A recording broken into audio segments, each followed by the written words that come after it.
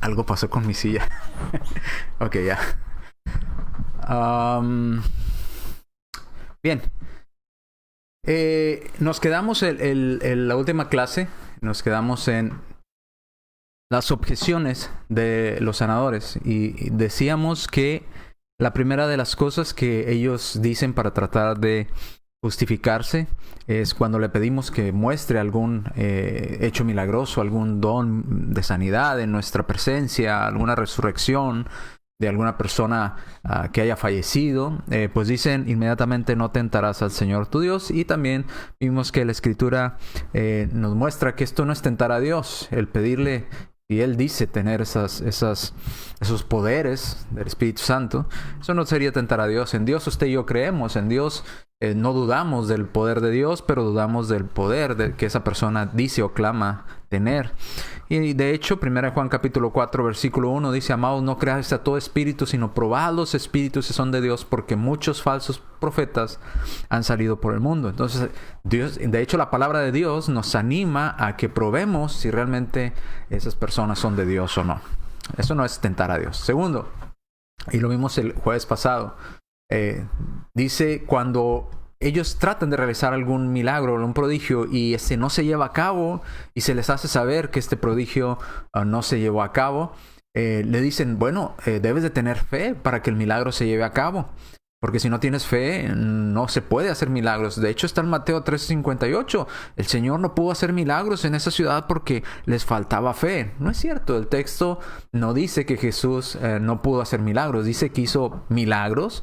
No milagros fallidos, milagros completos. Pero no hizo la cantidad que hacían en otros lugares. Mas, sin embargo, sí hizo milagros. Simplemente dice que hizo milagros que fueron milagros, pero no el número de milagros que hizo en otros lados. Es lo que dice el texto si lo leemos, si lo mirábamos el jueves pasado. Y nos quedamos en esta diapositiva, nada más para retomar de donde nos quedamos. Si el milagro, si el que un milagro se lleve a cabo depende de la fe de la persona o del enfermo, de la fe del enfermo, entonces, ¿cómo podríamos armonizar esta idea con la fe que tiene un muerto? Que podría tener un muerto. ¿Cuánta fe tiene un muerto? Pues obviamente sabemos que un muerto no tiene fe. Y vimos el ejemplo de el hijo de la viuda recordando que ya venían a sepultar a ese muchacho, ¿verdad? Y el Señor detiene aquella caminata donde llevaban el ataúd del muchacho y resucita al muchacho porque la viuda ya no tenía esposo, era su único hijo y se iba a quedar sola, y el Señor, al ver esto, resucita a este muchacho, ¿verdad?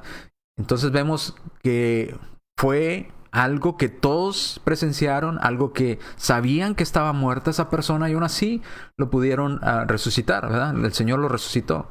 No así con los supuestos milagros que hacen los sanadores hoy en día. Ahora vamos a otro ejemplo. Vamos a Mateo capítulo 5. Mateo capítulo 5. ¿Por qué no leo el primero? Lo leímos el jueves pasado, así es que no quiero regresar a leerlo. Si a usted le gusta leer Lucas 7 del 12 al 16, léalo en su casa, anótelo y léalo muy detenidamente, ¿verdad? Con tiempo, y analícelo. Mateo capítulo 5, versículos 35. Mateo 5, 35.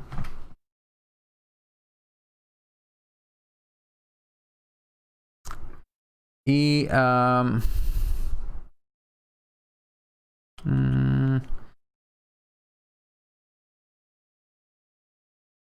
creo que lo apunté mal.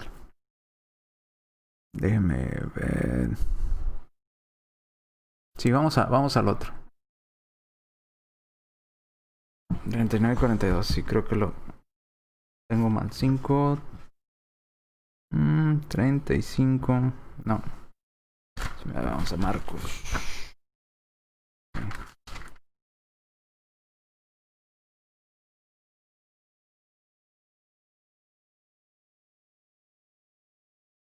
Sí, es en Marcos, perdón. Puse Mateo y en Marcos. Marcos capítulo 5.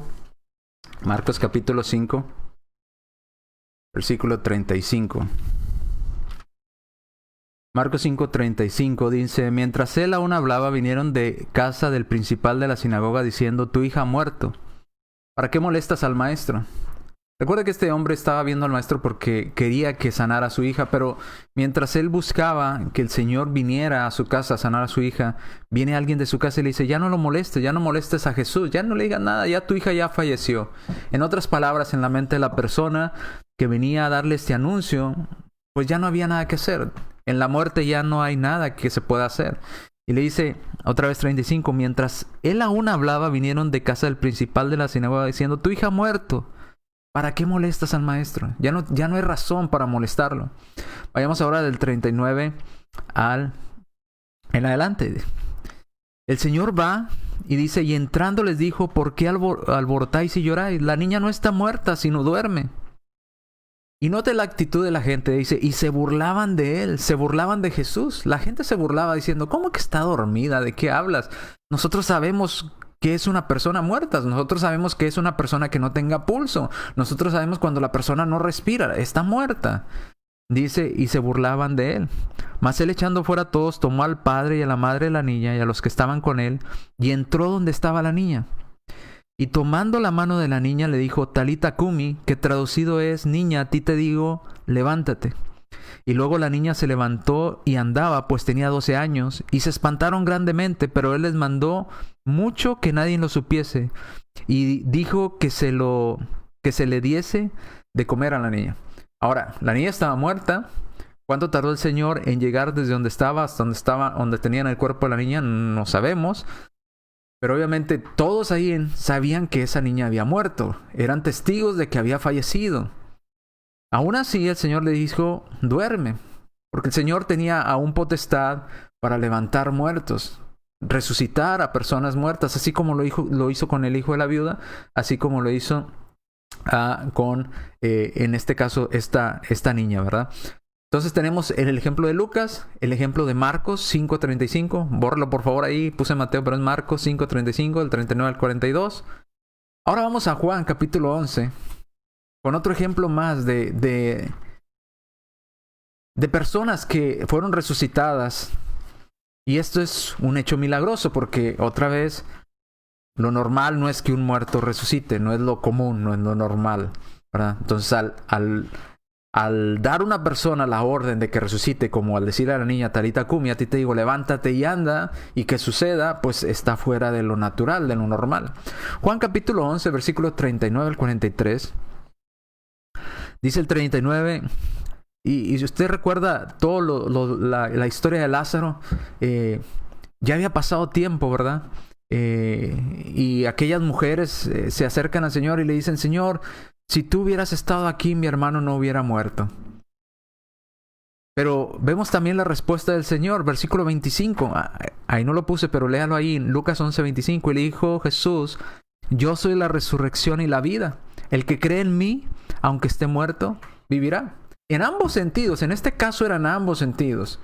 Podemos estar muertos espiritualmente y si creemos en Jesús venimos a tener vida eterna o pasamos a tener vida eterna al obedecer el Evangelio, al ser bautizados. Pero en este caso se iba a cumplir de una muerte física y traerlo a vida física. Dice, y todo aquel, versículo 26, y todo aquel que vive y cree en mí, todo aquel que vive y cree en mí no morirá eternamente. Hablando de la muerte eterna. Y luego le hace una pregunta, ¿crees esto? Le dijo, sí, Señor, yo he creído que tú eres el Cristo, el Hijo de Dios, que has venido al mundo. Entonces, vamos ahora al versículo 39 al 43. Dijo Jesús cuando llega ante la tumba de Lázaro, quita la piedra. Mas Marta, la hermana de aquel que había muerto, le dijo, Señor, y he de ya. En otras palabras, ya se está descomponiendo el cuerpo, Señor. Ya no hay... la misma idea de lo de la niña que el Señor resucitó. Ya, ¿para qué molestas al Señor? Ya falleció, ya no hay nada que hacer. Igual aquí. Señor, ¿para qué remueves la piedra? Ya no hay nada que hacer. Ya no hay nada que hacer que el cuerpo ya huele, ya se está descomponiendo. Ya se está... degradando el cuerpo, ya tiene olor a descomposición, ¿verdad? Ya no se puede hacer nada, Señor. ¿Para qué quitas la piedra? Dice, porque ya es de 4 días. 4 días.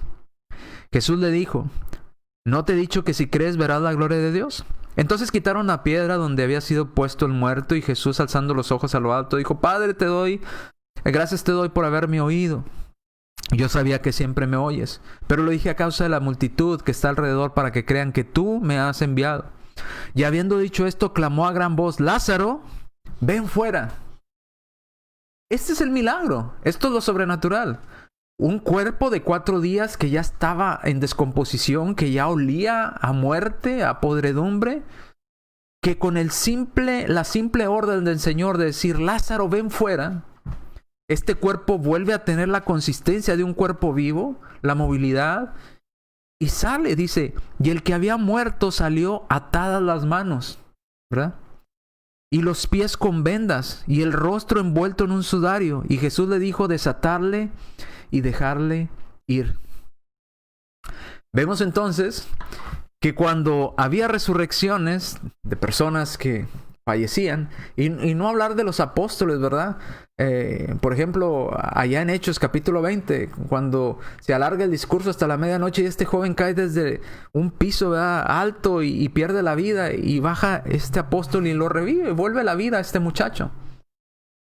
Pero no era otra vez como lo dicen hoy en día estas personas que dicen sanar, pero no resucitan a nadie. La resurrección era instantánea, a la orden, al comando de la voz de fuera el apóstol o fuera nuestro Señor Jesucristo, y aquella persona venía a la vida nuevamente. Otra cosa milagrosa también la podemos ver, y a lo mejor usted dirá: pero pues esto no es resurrección de muertos. No, pero en Marcos capítulo 6, versículos 38 al 44, usted y yo podemos ver cómo el Señor multiplicaba panes y peces de una forma sobrenatural.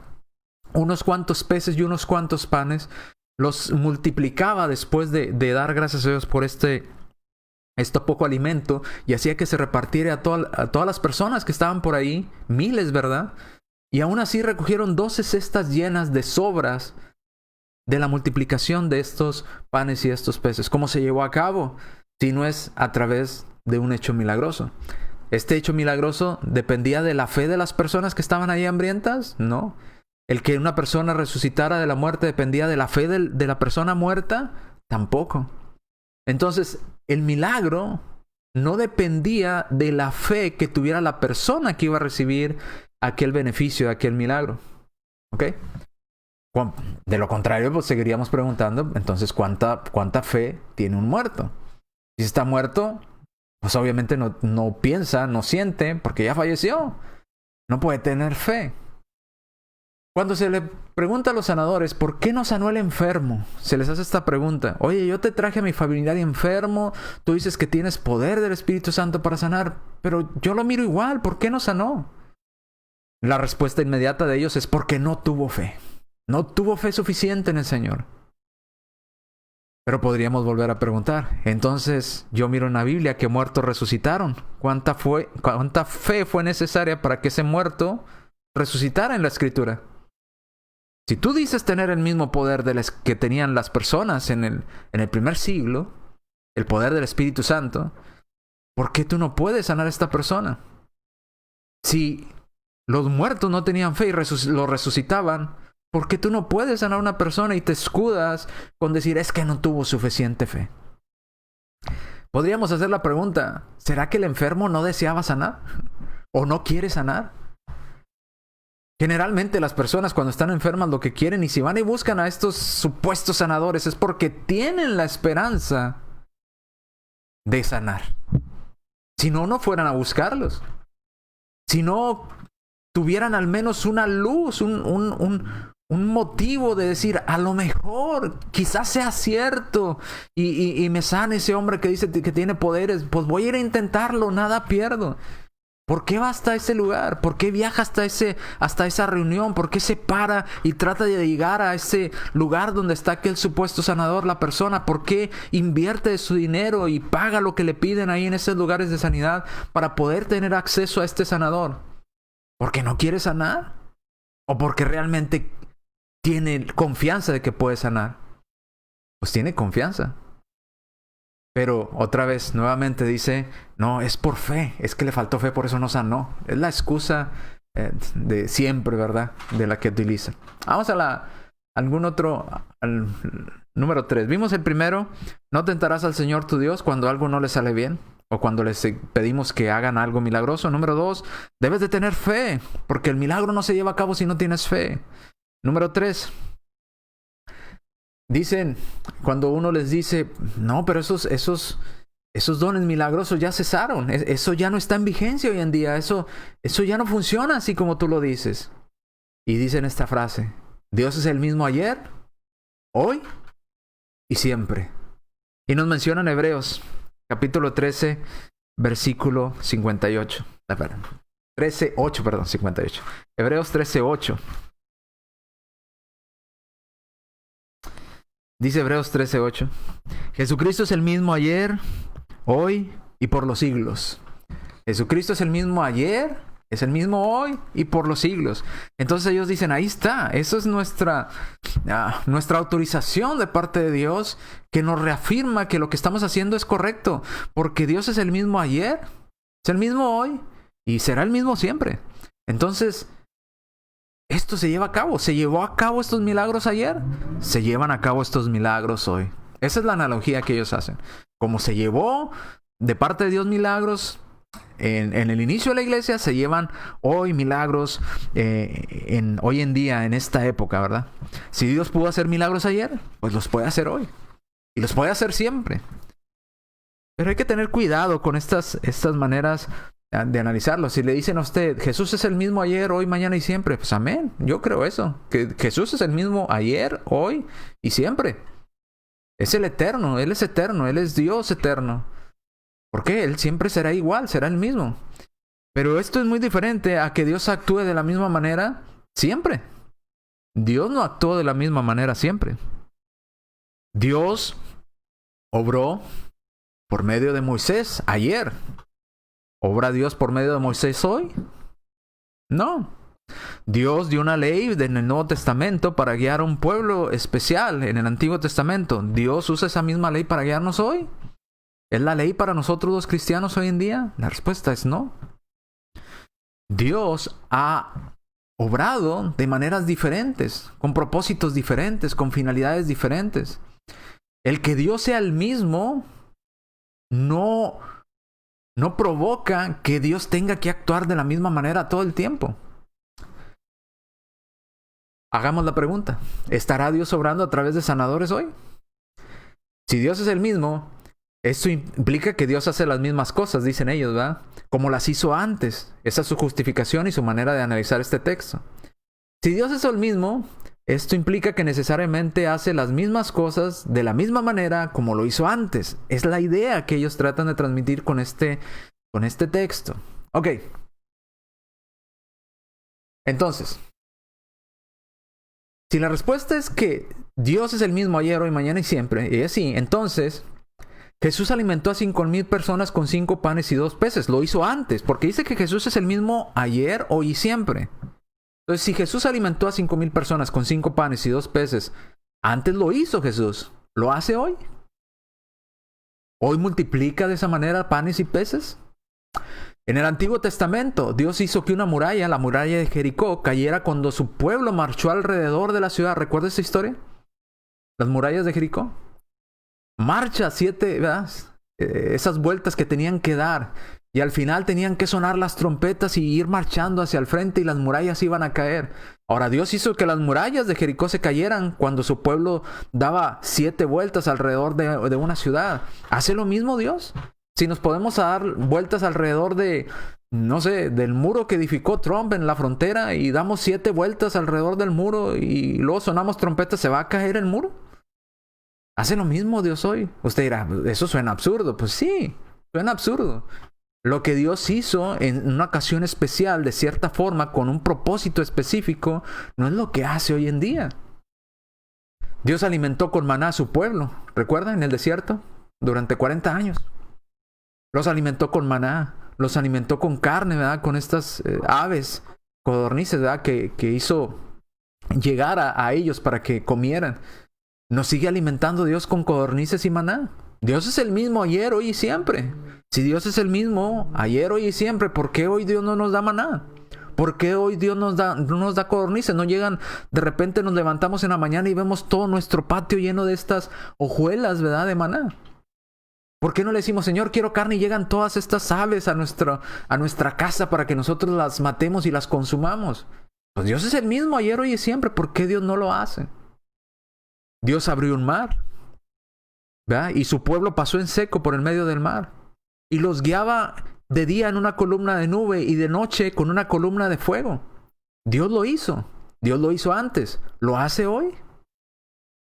Dios es el mismo ayer, hoy y siempre. ¿Por qué Dios no abre mares hoy en día? ¿Por qué Dios no nos guía con una columna de nube? Y cuando usted vaya al trabajo, que vaya una nube sobre su auto para que no le dé sol. Y en la noche, si sale de trabajar, lo guíe con una columna de fuego hasta su casa. ¿Por qué Dios no lo hace hoy? Si Dios es el mismo ayer, hoy y siempre.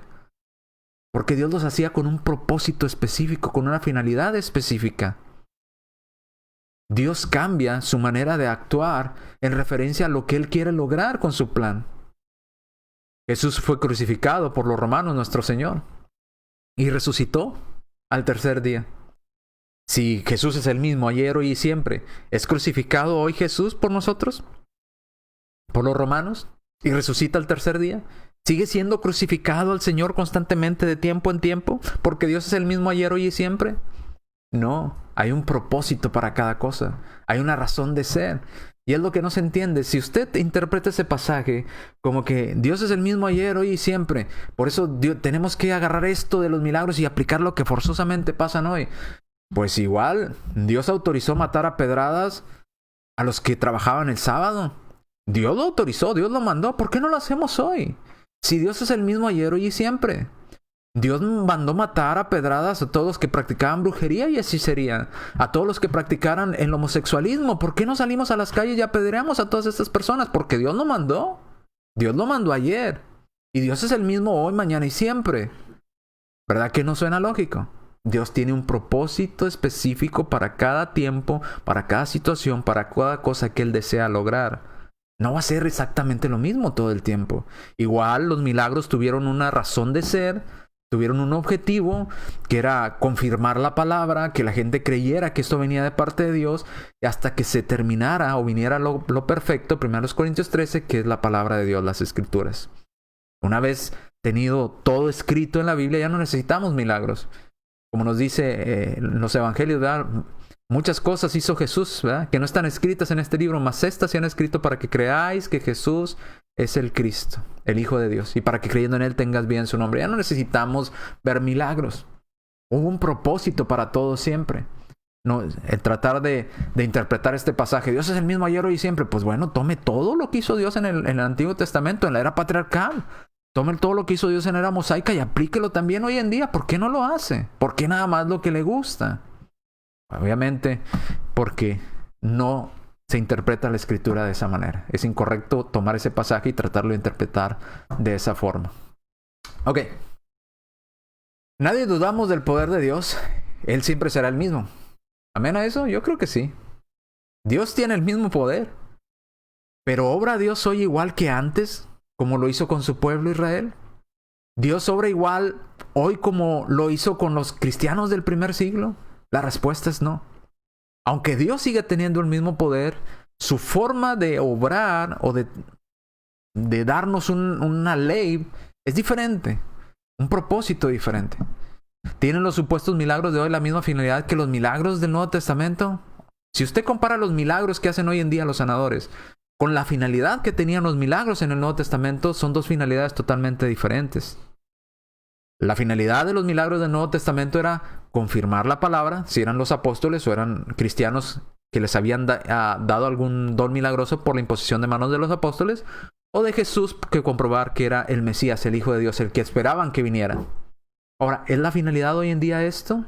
No, la finalidad hoy en día es recaudar dinero, hacerse famoso, quitarle dinero a las personas y hacerlos creer que ya sanaron. No es la finalidad de llevarlos o guiarlos a Dios, sino simplemente buscar la sanidad del cuerpo, si es que se llegase a realizar, ¿verdad? Bien. Última objeción. Y dicen, no, hermano, pero espérese. Ok, esos no. Pero entonces, ¿cómo me explica cuando dice en Santiago capítulo 5, versículos 14 y 15, que si alguien está enfermo, llame a los ancianos? A ver, ¿cómo le va a hacer? Ahí está, sigue habiendo este don de sanidad, sigue existiendo, hermano, no lo ignore. Bueno, vamos a estudiar qué dice Santiago capítulo 5, versículos del 14 en adelante. Santiago 5, del 14 en adelante, acompáñenme en la lectura. ¿Está alguno enfermo entre vosotros? Note, escribiéndole a cristianos, entre la iglesia local o entre la iglesia de Cristo. Hermanos, ¿está alguno enfermo entre ustedes? Dice, ¿está alguno enfermo entre vosotros? Pues entonces llame a los ancianos de la iglesia y oren por él, ungiéndolo con aceite en el nombre del Señor. ¿Ok? Llame a los ancianos de la iglesia para que oren por él, le unjan con aceite en el nombre del Señor. Versículo 15. Y la oración de fe salvará al enfermo y el Señor lo levantará. Y si hubiere cometido pecados le serán perdonados. 16. Confesaos vuestras ofensas unos a otros y orad unos por otros para que seáis sanados. La oración eficaz del justo puede mucho. Y dicen, ahí está, ya ve, ahí está, será sanado. Llame a los ancianos y será sanado. Lo dice la Escritura, no me diga que no lo dice. Sí lo dice. Sí lo dice. Pero, ¿está describiendo lo que se hace hoy en día con los sanadores? No está describiendo lo que se hace hoy en día con los supuestos sanadores. ¿De qué está hablando? Bueno, avancemos aquí en las diapositivas. Primero, debemos de notar que dice, llame a los ancianos. ¿Los ancianos de dónde? Pues de la iglesia, de la congregación donde usted se reúne. Llame a los ancianos. No dice llame al sanador. No dice llame al hombre que anda sanando por allá en campañas de sanidad. No, dice llame a los ancianos. Plural. A los ancianos de la iglesia. ¿Ok? Entonces, llame a los ancianos, no a los sanadores. A los ancianos. Segundo, dice que el enfermo debe de llamar a los ancianos de la iglesia. Si lo volvemos a leer, otra vez detenidamente, dice 14. ¿Está alguno enfermo entre vosotros? Ok. Pregunta, ¿alguien está enfermo en la iglesia? Si la respuesta es sí, dice, pues entonces háblele a los ancianos de la iglesia. ¿Quién le va a hablar a los ancianos de la iglesia? El enfermo. El que está enfermo. Dice, llame a los ancianos de la iglesia. Tercero, dice que la forma en que esta persona puede sanar es a través de la oración de los ancianos. No dice que el anciano va a venir a ponerle la mano y va a decir, levántate, sana. No, note lo que dice. Llame a los ancianos de la iglesia para que oren por él. Para que oren. Oren por él. ¿Qué significa orar? Que los ancianos dirigen una oración a Dios en favor de la persona que está enferma, dejándole las cosas a Dios. ¿Y cómo sabemos que el que lo va a sanar no son los ancianos, sino Dios? Porque ahí mismo el texto lo dice. Siga leyendo, dice, y oren por él, ungiéndolo con aceite en el nombre del Señor, o con la autorización del Señor, ¿verdad? Hagan esto. Dice, y ¿la oración de fe de quién? De los ancianos. La oración de fe de los ancianos, dice, salvará al enfermo. Dice, y el Señor, no los ancianos. ¿Quién va a levantar al enfermo? El Señor lo levantará. ¿Quién es el que va a obrar para darle la sanidad a aquel hombre enfermo o a aquel hermano enfermo? Dios. ¿Pero cómo va a obrar Dios? Bueno, los hermanos, los ancianos van a orar a Dios y Dios va a responder dando sanidad a aquel hermano, obviamente. Versículo 16. Dice, confesaos unos a otros vuestras ofensas, ¿verdad? Oren unos por otros para que sean sanados. La oración eficaz del justo puede mucho. Refiriéndose a los ancianos. La oración eficaz de una persona justa que hace la voluntad de Dios puede mucho ante Dios. Si una persona está apartada de pecado, si una persona vive en santidad y ora a favor de que de que un hermano, una hermana, Dios le conceda la salud, pues puede mucho esa oración. Llega ante la presencia de Dios y obviamente Dios, si Él lo decide, obrará en favor de la salud de aquel hermano o de aquella hermana. Pero note, muy diferente a lo que se hace en las campañas de sanidad y vemos en la televisión. Primero dice, los ancianos son los que tienen que ir a realizar esto. El enfermo es el que debe de llamar a los ancianos de la iglesia donde está, la iglesia local. ¿Ok? No a un sanador, no en una campaña de sanidad. Tienen los ancianos que venir donde está el enfermo. ¿Ya? Obviamente el hospital, a su hogar, donde la persona o el hermano enfermo se encuentre. Aquellos ancianos van a orar a Dios, ¿verdad? Pidiéndole a Dios por la salud de aquel hermano que está en enfermedad. Y obviamente, si Dios lo desea, aquel hermano sanará. Porque la oración del justo puede mucho. ¿Ok? Tiene entrada, ¿verdad? Con Dios. Número 4. ¿Qué más vemos ahí?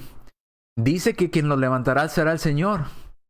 Y lo levantará en respuesta a la oración que hicieron los ancianos. ¿Cómo sabemos esto? Bueno, nuevamente volvemos al texto. Y la oración de fe ¿de quién? De los ancianos. Salvará al enfermo. Y el Señor, ¿quién va a realizar la sanidad en esta persona? Dios. Y el Señor lo levantará. Y si hubiere cometido pecados, le serán perdonados. ¿Ok? Entonces, ¿quién es el que debía tener fe a la hora de orar? Los ancianos, no el enfermo. Quien debía de tener la fe para realizar esta oración, para hablar con Dios y que Dios obrara en favor del enfermo, la fe la debería tener los ancianos, no el enfermo. Porque dice, la oración del justo, la oración de fe salvará al enfermo. Llame a los ancianos de la iglesia para que oren por él. ¿La fe de quién era necesaria aquí para que el hermano sanara? De los ancianos. Ahora, no debemos de olvidar ahí en 1 de Juan. Vayamos a 1 de Juan y recordar que Dios tiene voluntad. Y Dios tiene también un tiempo para todos.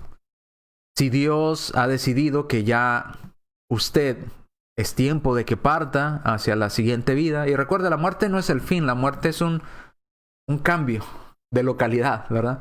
De un mundo material, como estamos usted y yo hoy en día, a ese mundo espiritual.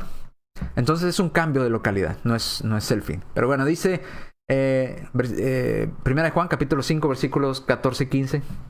Y esta es la confianza que tenemos en Él, que si pedimos alguna cosa conforme a su voluntad, si pedimos alguna cosa conforme a la voluntad de Dios, Él nos escucha, nos oye. Y sabemos que Él nos oye en cualquier cosa que pidamos. Sabemos que tenemos las peticiones que le hayamos hecho.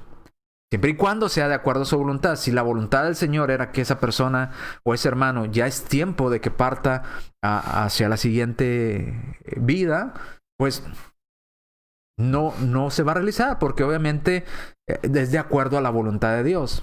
Pero ¿pueden los ancianos ir a orar por el enfermo? Sí, de hecho deben de hacerlo. Si el enfermo lo quiere, el enfermo debe de pedirlo. Hermano, deseo que los ancianos vengan a orar por mí.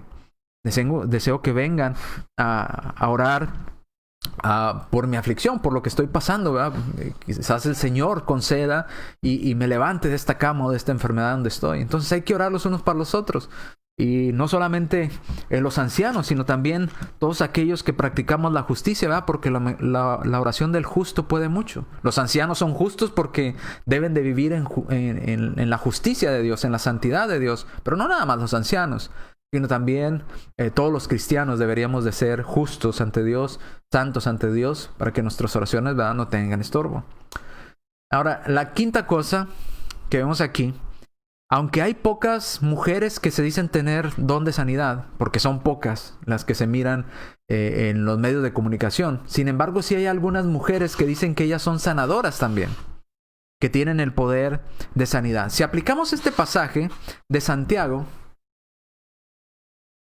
¿puede acaso una mujer llegar a ser anciana de la iglesia en el sentido de establecida como anciana? No. ¿Y por qué no? Porque Tito 1:6 dice, hablando de los requisitos para los ancianos, dice, marido de una sola mujer. El anciano, para poder ser anciano designado para la iglesia o establecido en la iglesia, no nada más anciano de edad, sino anciano en funciones de la iglesia, porque recuerde, el anciano se le reconoce como anciano, como pastor o como obispo, que es la misma cosa. Entonces, ese anciano debe ser marido de una sola mujer. Y usted dirá, bueno, pues hoy en día se casan hombres con hombres y mujeres con mujeres, pero dice marido, no dice marida de una sola mujer. Y esto estaría en contra de la voluntad de Dios. Este tipo de uniones, estas no las autoriza Dios. Dios estipuló un hombre con una mujer. Ese es el matrimonio que Dios estipuló. Y para que pueda una persona ser anciano, primero debe ser varón. Y debe ser, entre muchos otros requisitos, marido de una sola mujer. Y si son los ancianos los que iban y oraban por las personas para que sanaran, entonces, ¿por qué mujeres dicen ser sanadoras hoy en día? Si ni siquiera cumplen los requisitos. Si ellos se apoyan en Santiago para esto, hablando de mujeres sanadoras, pues ni siquiera califican para ello. Entonces, tengamos en cuenta estos requisitos cuando nos digan de Santiago. Sí, la escritura nos dice que los ancianos deben de orar por los enfermos y deben de ir, o debe el enfermo pedir. Pero es muy interesante notar lo siguiente. Quien debería tener la fe era quien oraba. No, los ancianos, en este caso, no el enfermo. La fe del justo, no del enfermo. ¿Ok? No sé, ¿cómo voy de tiempo? Que no miro reloj aquí. Todavía nos falta poquito, todavía alcanzamos. Ahora, otra cosa importante que notamos también es que los milagros en la Biblia, que se narran en la Biblia, eran instantáneos. No era un tratamiento a largo plazo. No era como decir, haga una oración cada 8 horas, ¿verdad? Como las pastillas que nos da el doctor. Ore cada 8 horas y luego venga para hacerle un diagnóstico a ver cómo va usted en esa enfermedad, a ver si va sanando. Hágalo cada 8 horas la oración. No. Las sanidades y los milagros que se hacían en el Nuevo Testamento eran en el instante, no eran terapias, no eran tratamientos a largo plazo como hoy en día se hace. Hoy en día muchos sanadores han entrado en esta idea de que viene la persona enferma y oran por él y la persona dice, sí, pues me siento un poquito mejor, pero todavía tengo ciertas cosas, quisiera sentirme plenamente bien. Ah, venga la próxima reunión y volvemos a orar por usted y va a mejorar otro poquito.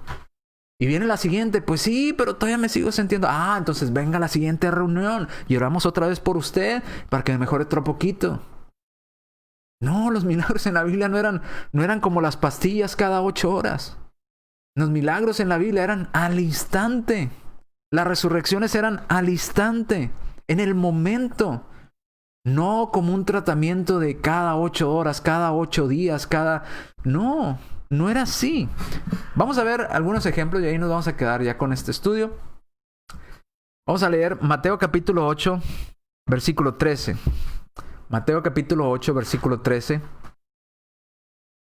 Entonces Jesús dijo al centurión, ve, y como creíste, te sea hecho. Y su criado, que estaba enfermo, por el cual estaba pidiendo que le ayudaran, que Jesús lo sanara, dice... Y su criado fue sanado en un tratamiento de 3 semanas. No. Dice, y su criado fue sanado en aquella misma hora. No con un tratamiento de 3 meses, de 10 meses, de 1 año o de 5 años, como en mi caso del cáncer, ¿verdad? Tratamiento de 5 años. No. En aquella misma hora. En el momento. No tuvo que llevar un proceso de tiene que regresar y tiene que dar otra ofrenda para poder orar, para que pueda ese milagro llevarse a cabo y vuelva a dar su ofrenda y su diezmo para que pueda. No. En aquella misma hora. Eran instantáneos, en el momento. La persona quedaba curada totalmente. Marcos capítulo 1, versículos 29 al 31. ¿Recuerda cómo Jesús sana a la suegra de Pedro? Por aquellos que dicen que Pedro no se casó, pues si tuvo suegra, entonces quiere decir que sí se casó. Dice, y al salir de la sinagoga vinieron a casa de Simón y Andrés con Jacob y Juan. Y la suegra de Simón Pedro, estaba acostada con fiebre. ¿Ok? Su suegra estaba enferma, ¿verdad? Estaba en cama. Y enseguida le hablaron de ella al Señor. Le dijeron, Señor, mi suegra está enferma, tiene fiebre, está en cama, no se puede levantar. Entonces él se acercó y la tomó de la mano y la levantó. E inmediatamente, subraya la palabra, no le dijo, haga una oración cada 8 horas y va a mejorar. No. Inmediatamente la dejó la fiebre. Y ella le servía. En otras palabras, el Señor va y le toma la mano y la levanta. Y en ese momento queda totalmente sana. Y tan queda totalmente sana que pasa de estar en cama sin poder levantarse. ¿Usted ha tenido alguna vez fiebre alta? Le duele a uno la cabeza, se siente terrible, no tiene ganas de hacer nada, está en la cama, nada más no quiere ni levantarse. Bueno, tan cambió totalmente, fue un cambio y una sanidad total en el instante, que aquella mujer dejó de estar en la cama y se levantó a atenderlos. Se levantó a servirlos. Quizás a darles de comer, quizás a ver qué necesitaban. Y se puso activa en sus actividades de su hogar. Pasó de estar en la cama sin poderse mover a estar activa. ¿En cuánto tiempo? ¿Con cuántas oraciones? En el instante. Quedó completamente curada, sin fiebre y hasta con energía para empezar a hacer cosas y trabajar en su hogar. Hechos capítulo 3, versículos 7 al 9. Podríamos mencionar muchos pasajes, nada más vamos a mencionar estos 3. Pero hay muchos pasajes en la Escritura que hablan de esta sanidad o este milagro instantáneo. No con un proceso, ¿verdad? Hechos 3 del 7 al 9. Y tomándole por la mano derecha le levantó, aquel hombre que no podía caminar, ¿verdad? Y al momento se le afirmaron los pies. ¿Cuánto tiempo pasó para que se le afirmaran los pies? Al momento. En el instante. Sus pies se pusieron como debían de estar, fuertes. Y sus tobillos se afirmaron. Y no solamente se afirmaron. Y pasó de no poder moverse a saltar. A saltar. Todos conocían a este hombre que estaba postrado. ¿Ha visto usted las piernas de una persona que queda sin poder moverlas? Se ponen flaquitas. Su músculo se atrofia. Pierde la fuerza. Si en la sanidad fuera, o un médico tuviera, por medio de una cirugía, pudiera regresarle la movilidad a las piernas de aquella persona, la persona tendría que llevar terapias, tenía que tener citas, tenía que llevar a hacer ciertos ejercicios para que sus piernas volvieran nuevamente, con el tiempo, a fortalecerse. Y este hombre pasó de no poder mover los pies a que sus piernas se afirmaran, sus tobillos, y no solamente empezó a caminar, empezó a saltar. Mire, yo hasta la fecha no puedo saltar mucho. Y estuve nada más 30 días hospitalizado. Cuando salí no podía ni mantenerme en pie por lo duro del tratamiento que me dieron. Y no estuve toda una vida sin moverme. 30 días. Mis piernas, mis músculos de mis piernas se atrofiaron, se debilitaron. No me podían sostener. Es más, no podía subir 3 escalones que están en la puerta de mi casa. Para subirlos ponía un pie y me tenía que empujar con las manos en la orilla para subir el otro pie y así. Y estuve trabajando, haciendo ejercicio para fortalecerlos, pero todavía hasta el día de hoy no se han restablecido plenamente y no salto como saltaba antes. Que antes podía brincar. Ahorita no. Quedaron con una cierta deficiencia en mis piernas, los músculos de mis piernas. Ahora, este hombre toda su vida sin poderse mover, y de repente en el instante se le afirman los pies y los tobillos y empieza a saltar y se puso en pie.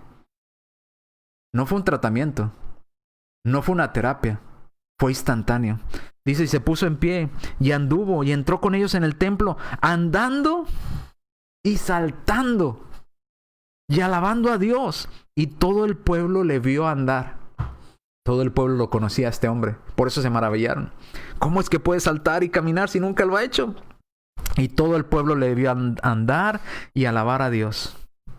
Entonces, los sanados no dijeron en la Biblia, me siento un poquito mejor, o miro un poquito mejor, o creo que ya miro mejor, o creo que ya no me duele tanto, o creo que ya puedo caminar un poquito mejor. No, en la Biblia era sanidad completa. Porque lo que Dios hace, lo hace bien.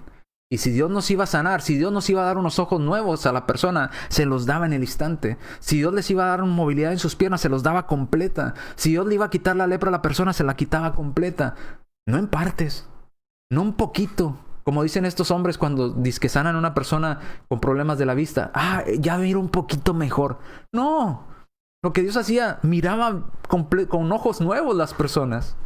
Tampoco los resucitados decían, pues ya resucité poquito, pero como que hace falta más oraciones para que resucite un poquito más. No, la resurrección era al instante y era completa. Otra vez, no necesitaba fe la persona muerta, ni resucitaba en secciones. Esto simplemente, hermanos y amigos, es absurdo. Si usted cree que los milagros de esa manera existen hoy en día por estos pseudo sanadores. Ahora, quiero aclarar algo. Yo no estoy diciendo que Dios no tenga poder para hacer ni la soberanía para hacer lo que a Él le plazca. Dios es Dios. Dios puede hacer lo que Él quiera. Pero no tienen las personas, los seres humanos, este poder del Espíritu Santo para sanar. Eso ya se terminó. Son dos cosas diferentes. No confundamos una con la otra. No hay hombre sobre la faz de la tierra, y se lo firmo, que tenga poder de parte de Dios para resucitar muertos y sanar de esa manera como se hacía en el Nuevo Testamento. Total y absolutamente completa la persona, total funcional. No mira poquito mejor, no, completamente miraba bien, completamente sus piernas se movían, completamente se quitaba la lepra, completamente resucitaba. Entonces, simplemente compare lo que dice la Biblia con lo que ve usted hoy en día allá afuera y llegue usted a su propia conclusión. Le invito en el nombre del Señor a que siga estudiando la palabra de Dios y pueda ser honesto con la palabra de Dios para que usted cada día se acerque más a Dios. Gracias porque nos acompañó en esta clase y qué bueno que estuvo estudiando con nosotros. Nos da gusto que nos haya acompañado. Vamos entonces a los anuncios rápidamente.